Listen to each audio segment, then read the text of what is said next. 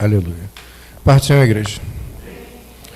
Meus irmãos, vamos abrir nossas Bíblias no quinto livro do Pentateuco, Deuteronômio, capítulo 18. Eu quero avisar os irmãos que estiverem acompanhando pelo podcast, tem algumas semanas que eu não tenho colocado pregações lá, mas foi mais por tarefas e ocupações e falta de tempo. Foi displicência minha, peço perdão, mas a partir de agora voltamos ao normal. Tem algumas pregações guardadas para colocar nas próximas semanas. Amém, irmãos? Quem achou Deuteronômio capítulo 18, pode ficar em pé, de reverência à palavra do Senhor. Dá um brado pentecostal. Nós vamos ler do versículo 9 ao versículo 14. A epígrafe diz: as abominações das nações são proibidas. Quando entrares na terra em que o Senhor teu Deus te der, não aprenderás a fazer conforme as abominações daquelas nações. Entre ti se não achará quem faça passar pelo fogo o seu filho ou a sua filha, nem adivinhador, nem prognosticador, nem agoureiro, nem feiticeiro, nem encantador de encantamentos, nem quem consulte um espírito adivinhante, nem mágico, nem quem consulte os mortos. Pois todo aquele que faz tal coisa é abominação ao Senhor. E por estas abominações o Senhor teu Deus as lança fora de ti. Perfeito serás como o Senhor teu Deus, porque estas nações que hás de possuir ouvem os prognosticadores e os adivinhadores. Porém, a ti o Senhor teu Deus não permitiu tal coisa. Para sentar glorificando ao Senhor. Meus irmãos, eu confesso que eu fui surpreendido e com uma situação. Não sou de acompanhar artistas, essas coisas não, tá, irmão? Mas a gente mexendo, né? Instagram, aparecem as coisas lá relacionadas a Deus. Aí eu vi uma cidadã lá, uma senhora, uma moça famosa, né, artista. Ela está construindo uma casa. E ela estava toda feliz com a bênção, amém, né? Mas ela foi toda orgulhosa falar que ela estava acompanhando a obra de perto porque ela queria enterrar uma Bíblia em cada cômodo. E aí ela ia com o marido lá, abria a Bíblia em um capítulo lá, um Salmo 91, um Salmo 23, específico para aquele cômodo, né? Pediu o pedreiro para separar o quadradinho lá, botou ali, tacou cimento em cima e cimentou, e está fazendo isso na casa inteira. E as pessoas estão achando bonito. Semelhantemente, sem notar muito, eu tinha visto isso. Fui recentemente na casa de um amigo que tem uma igreja e ele comentou que estava querendo abrir a igreja. E nisso que a gente foi orar pela igreja, para Deus, né, abrir as portas, a missionária mencionou que no púlpito tem uma Bíblia enterrada. E aí eu entendi de Deus que eu precisava pesquisar a respeito. Vamos tentar entender, né? Porque se tiver na Bíblia, irmão, amém. É uma ordem de Deus. Mas e se não tiver? Né? A gente tem que ter um entendimento para explicar para as pessoas. Então essa passagem aqui, em Deuteronômio, versículo 9, a palavra de Deus diz: quando entrares na terra que o Senhor teu Deus te der, não aprenderás a fazer conforme as abominações daquelas nações. A terra que o Senhor Deus te der, já estava profetizando sobre a terra prometida, que o povo de Deus ia entrar e os cananeus tinham práticas de ocultismo. Então Deus já estava avisando: não aprenderás a fazer conforme as abominações daquelas nações. Isso, irmão, pode ser espelhado na sua vida. Se você vai mudar de emprego, você está recebendo uma bênção, você vai entrar lá, não aprenda com as práticas que não condizem com a sua fé. Você tem que aprender as coisas que estão na Bíblia. Porque é a Bíblia que vai te levar para o céu, e não as práticas ocultistas. E aqui é interessante que aprender em hebraico é lamad, significa treinar-se ou moldar-se espiritualmente. Também pode ser traduzido como praticar até dominar ou imitar.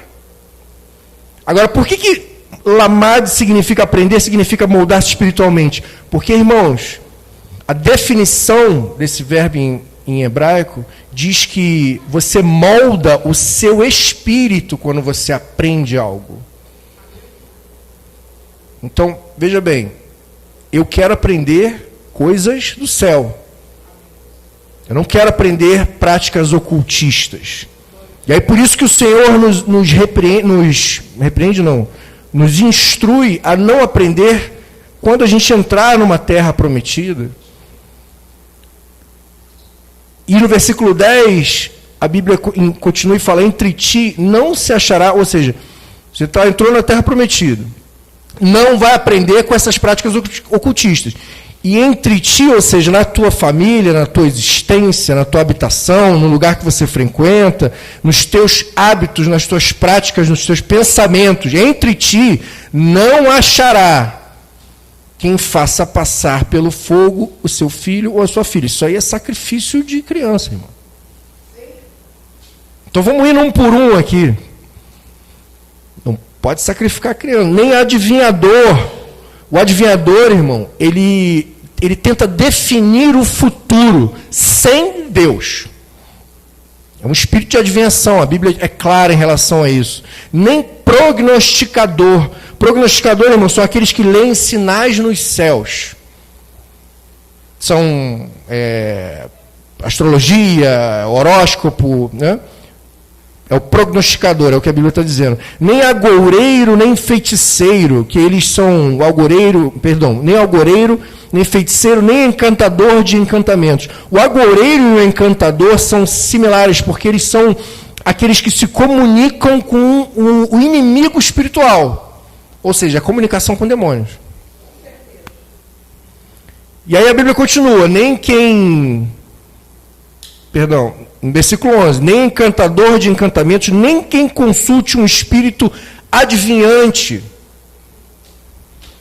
nem mágico, nem quem consulte os mortos. Ou seja, são rituais, espírito adivinhante, mágico, consultar os mortos, são rituais de vínculo espiritual, irmãos, que a teologia relata isso como gnose demoníaca. Gnose em grego é de conhecimento, né? Então, gnose demoníaca. Necromancia também define a consulta aos mortos, né? Tudo isso, irmãos, são práticas de manipulação daquilo que a gente não vê. Eles querem manipular o invisível sem a presença de Deus. Então, são atos de ocultismo que, na verdade, eles tentam construir uma ciência, mas, na verdade, é uma rebelião, uma ciência travestida, né? Porque é uma rebelião disfarçada de conhecimento. Você se afasta de Deus, porque você está procurando conhecimento fora da revelação de Deus. E aí eu te pergunto, enterrar a Bíblia, então, é uma prática recomendada por Deus? É uma prática de ocultismo, porque quando você faz isso, você está fazendo um secretismo religioso. Você está confiando mais no ritual do que em Deus. Você está praticando um ritual de proteção mística. Você está procurando uma proteção naquele ritual. Você está transformando a Bíblia num talismã. E a Bíblia repreende sobre talismãs, né? O objetivo, eles dizem que querem limpar o ambiente, querem proteger o terreno, quer que a Bíblia expulse o demônio. Mas, na verdade, o objeto, o talismã, a definição do talismã é você buscar poder através de um objeto ou ritual e não através de Deus. Então, por isso que a gente não carrega santinho na carteira, por isso que a gente não tem terço pendurado, por isso que a gente não tem pata de coelho, trevo de 4 folhas, né? Vai listando aí, irmão, feijãozinho, grão de feijão ungido, copo de água. Irmão, usa o azeite da unção e a fé. Mais nada. O resto é talismã. E você não pode transformar a Bíblia num talismã. Olha o que a palavra do Senhor diz em Levítico, eu vou ler rapidamente para os irmãos, capítulo 19, versículo 31. Não vos virareis para os adivinhadores e encantadores, não os busqueis, contaminando-vos com eles. Eu sou o Senhor vosso Deus. Tem gente que procura tarólogo, irmão. Estou falando gente cristão, tá? Vai procurar cartomante para saber o que está acontecendo na vida. Tem que entrar no joelho e orar, irmão. Jejuar e fazer campanha na igreja. Mas tem crente procurando cartomante.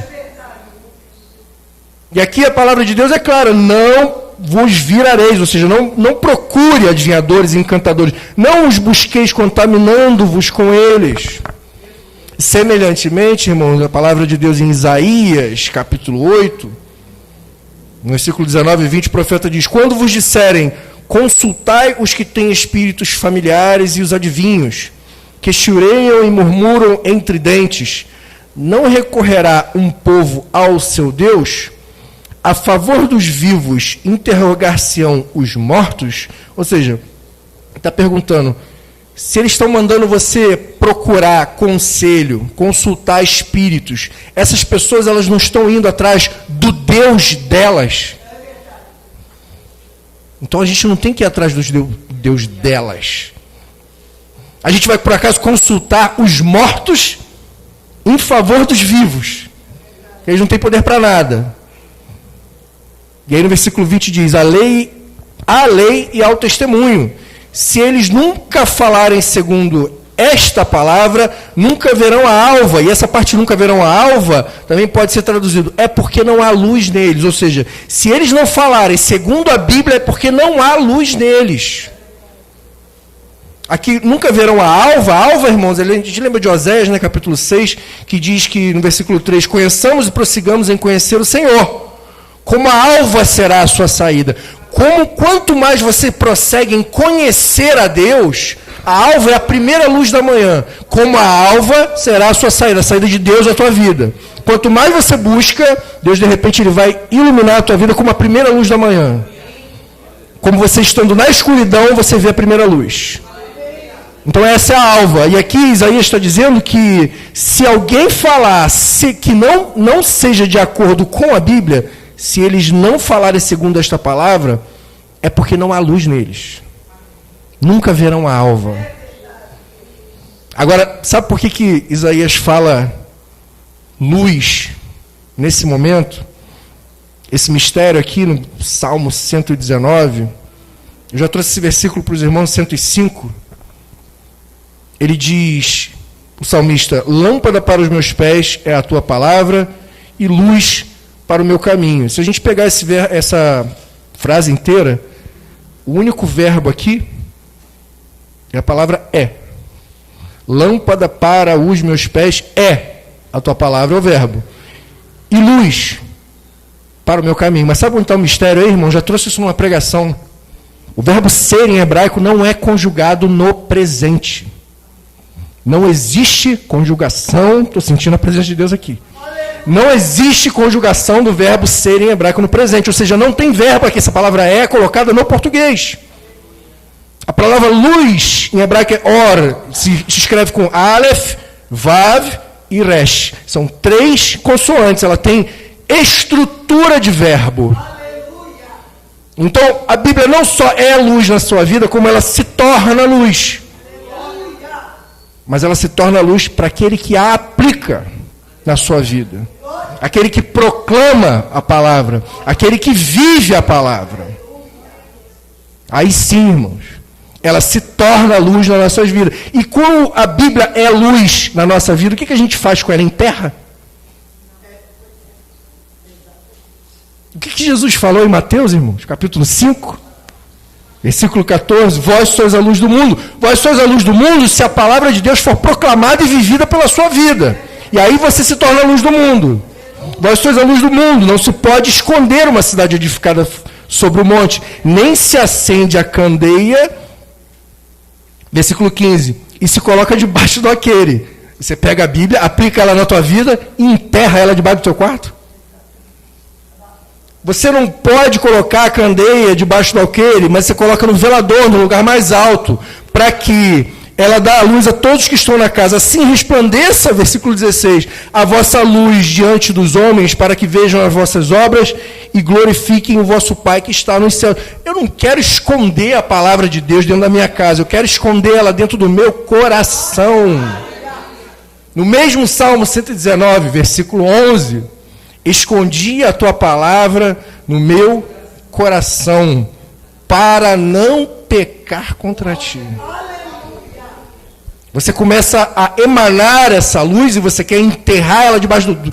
Irmão, enterrar significa sepultar. Você usa o processo de enterrar algo para você pegar um corpo que está em estado de putrefação, para você conter aqueles gases e as bactérias e tudo que está acontecendo naquela podridão, você contém aquilo debaixo da terra e a terra faz o serviço.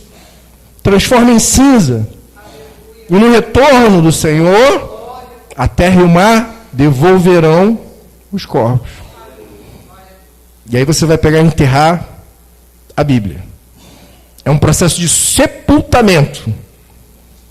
A gente não enterra uma coisa que é viva. Vocês lembram o que Hebreus fala? Capítulo 4, versículo 12. A palavra de Deus é viva e eficaz e mais penetrante do que qualquer espada de 2 gumes, e penetra até na divisão da alma e do espírito, entre as juntas e medulas, e é apta para discernir pensamentos. Está muito forte a presença de Deus aqui hoje, irmão. Pensamentos e propósitos do coração. Eu quero que essa palavra me diga o que eu estou fazendo de certo e errado. Eu quero que essa palavra me oriente no meu caminho. Eu não quero que essa palavra fique debaixo do meu pé. E não há igreja na terra que prospere porque há uma Bíblia enterrada no púlpito. Não há. Isso é uma prática ocultista. A palavra ela precisa ser proclamada. Ela precisa ser vivida, para que as pessoas vejam em você a luz de Deus, e para que você ilumine o caminho delas, e elas venham, se convertam e vá morar na glória junto com a gente. Esse é o objetivo da Bíblia, irmão. E voltando para a passagem inicial dessa pregação, Deuteronômio, lá no versículo 12, eu tinha lido até o 11, versículo 12, pois todo aquele que faz tal coisa, ou seja, aquele que entre si achará tal coisa, né? Quem passa pelo fogo filho, adivinhador, prognosticador, agoreiro, feiticeiro, encantador de encantamento, quem consulta espírito adivinhante, mágico, consulta os mortos, todo aquele que faz tal coisa é abominação ao Senhor. Irmãos, abominação em hebraico é toevá, significa algo torcido, deturpado, invertido. Não é só algo que Deus odeia, mas é algo que distorce a ordem espiritual original de Deus. E por isso que é a abominação. O ocultismo, irmão, ele leva a uma inversão da aliança. Então, quando a gente vê aqui, o Senhor está dizendo que estas abominações, na parte B do versículo 12, por estas abominações o Senhor teu Deus as lança fora de ti. É o que o Senhor quer, que toda essa prática ocultista esteja fora do teu caminho. E se algum dia isso passar pelo seu caminho, irmão, repreende, ensina, exorta. Porque a gente não pode ser conivente com essa prática. Só porque uma artista, né, famosa chega... começa a praticar um negócio desse com a Bíblia e vai virar exemplo para as pessoas. A gente precisa proclamar a verdade. E no versículo 13, a palavra de Deus continua e diz: perfeito serás, como o Senhor teu Deus.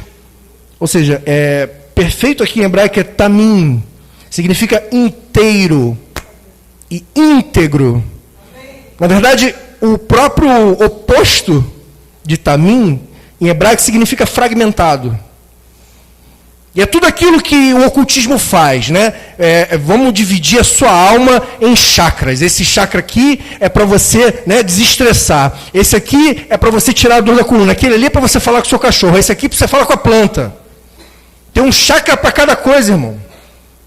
Essa fragmentação é o oposto de ser perfeito, ser inteiro, ser íntegro. Seja inteiro como Deus é. Deus quer a sua alma, o seu espírito inteiro conectado com a palavra e não com práticas ocultas. E no versículo 14, e aqui eu encerro, porque estas nações que hás de possuir ouvem os prognosticadores e os adivinhadores. Essas nações que hás de possuir, irmãos, novamente espelhando para a sua vida, essa bênção que você vai receber, esse lugar que você vai entrar, estou profetizando para você, esse emprego que você vai chegar, essas pessoas lá, elas ouvem os prognosticadores e os adivinhadores, elas ouvem horóscopo, elas ouvem astrologia, elas seguem e procuram cartomante. E ouvir aqui em hebraico eu acho lindo, irmão, vem do verbo chamar. Chamar Israel, né? É o verbo ouvir. E aqui conjugado é Ishmael,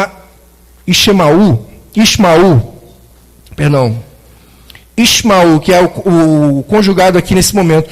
Essas pessoas ouvem, e o ouvir aqui, irmão, significa ouvir para obedecer. É diferente do escutar. Você escuta uma música.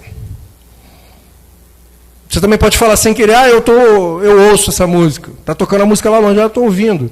Mas o verbo ouvir em hebraico é especificamente para ouvir, para obedecer.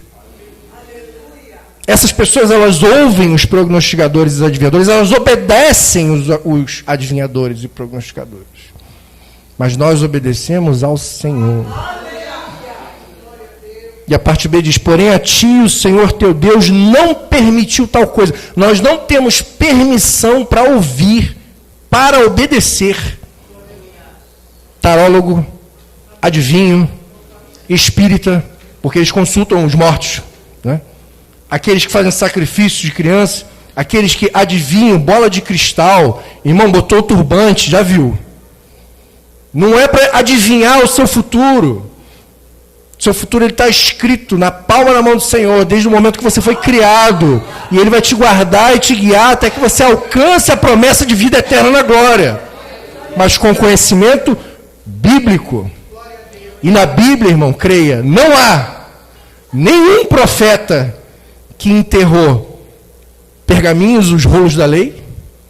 Não há nenhum apóstolo que tenha enterrado textos sagrados, as cartas utilizadas na época, e não há nenhuma instrução de Deus para enterrar a Bíblia. Então nós temos que entender que a Bíblia não é um talismã. Ela tem poder se ela for aplicada na sua vida. Mas eu não quero ver a Bíblia como um objeto de poder. Eu quero ver o poder da Bíblia na minha vida. Eu quero proclamar a palavra de Deus. Eu quero viver a palavra de Deus. Eu quero ser luz para que as pessoas vejam a luz de Deus na minha vida. E essa luz, ela não pode ser colocada debaixo das coisas. Ela tem que ser colocada no lugar mais alto. Para você trazer cada vez mais cristãos fiéis, que vão ouvir a palavra de Deus e vão morar no céu com a gente. Que Deus abençoe a igreja em nome de Jesus.